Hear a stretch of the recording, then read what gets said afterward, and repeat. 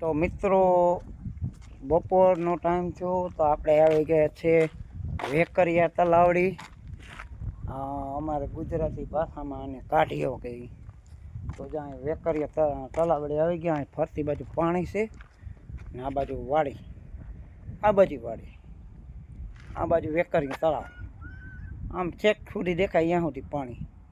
પાછળ આ બાજુ ખરાબો છે, એની પાછળ લીલીછમ વાડી ને આમ દેખાય એ ભરાડીઓ, જ્યાં હું કામ કરું પોતે હો. ને આમ જો બપોરનો ટાઈમ છે, બધા વાહનો અહીં આવી ગયા ને આપણે આવી ગયા છે અહીંયા આપણી બાઇક લઈને. ને આપણી ઘર ફેમિલી જો બાઇકમાં ઊભી છે બધા. હું આવી ગયા વેકરિયા તલાવડી.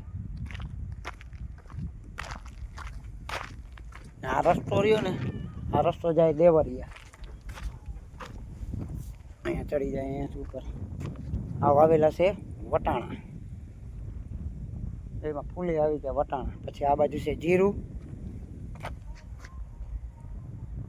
આપણે અહીંયા આવી ગયા વેકરીએ. આ બધી બાજુ ફરતી વારી છે. આ પછી આ દેવરિયા રસ્તો જાય ને આ વેકરીઓ જાય. વેકરીઓ એટલે વેકરો ને અહીંયા હે ને આગળ વેકરિયા દાદાનું મંદિર છે, એટલે આ વેકરિયા તરીકે ઓળખાય.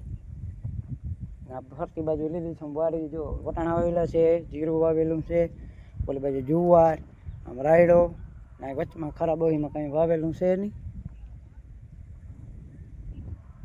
તો બપોરનો ટાઈમ છે, વાગ્યા છે 1:30.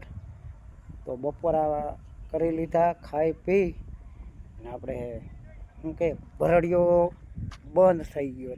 બપોરનો ટાઈમ થયો તો આપણે નવરા હતા તો ગાડી લઈને અહીંયા આવી ગયા ને ઘર ફેમિલી રસ્તા ઉપર છે, દેખાય નહીં, બહુ છેટા છે.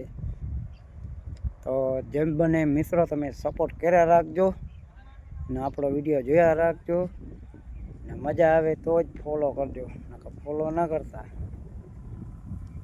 કરજો. હું તો મજાક કરું છું, ફોલો કરી નાખજો હા કોળીભાઈને, ને કોળીને સપોર્ટ કરતા રહેજો. આજના વિડીયોમાં એટલું. જય માતાજી, જય દ્વારકાધીશ, બાય બાય.